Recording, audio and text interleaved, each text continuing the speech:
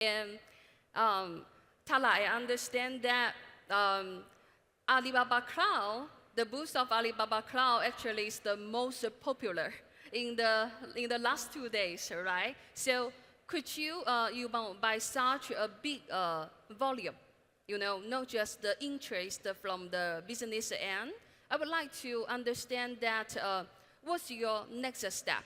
What's your future plan to embrace such a big opportunity? Well, thank you very much. Actually, I would like to extend thank you to my team. They've been working very hard on this, and we've been supported by Alibaba tremendously to come up with something that really touches on the unique aspects of different industries. With regards to what we're planning to do, right now we're just starting to kick off, and we've launched our first set of products. We continue to launch product at a consistent rate. We have a product management team that's working very close with Alibaba to address the needs of the market and put a roadmap of product launches that coincides with the demands of the market. And we're working on that. A lot of things that we're seeing is some unique products that Alibaba Cloud has is really addressing core requirements of the government at one aspect, and entrepreneurs at another aspect. And we're launching a lot of bundles and a lot of solutions. And we've sat down with several government entities. Hopefully, we were supposed to announce some of them this leap, but they wanted us to wait until their event to announce that. So hopefully, we'll be announcing that soon.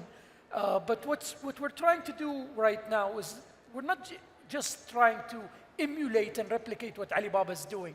They've done a great job. They've built an amazing cloud. What we're trying to do is really give our cloud a local flavor, a local flair, and try to optimize it and customize it to meet the demands of the local entrepreneurs, the local government, by maintaining multiple aspects.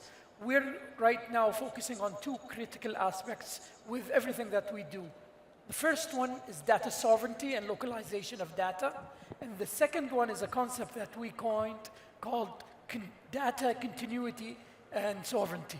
So today, it's not just about data being in Saudi, it's about continuity of data sovereignty, the control of the data, the control of different services. A lot of services right now are being localized.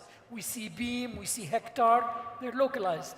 We're embracing what they're doing, we're working with them, and we're trying to optimize their critical needs so that Saudi becomes a launching pad for the world, and entrepreneurs don't just address the Saudi market, don't just address the GCC market, but address the global market.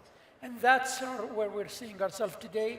We're really trying to work hand in hand with this community to really come up with something that's not 100% Alibaba, not 100% ourselves, but something in the middle.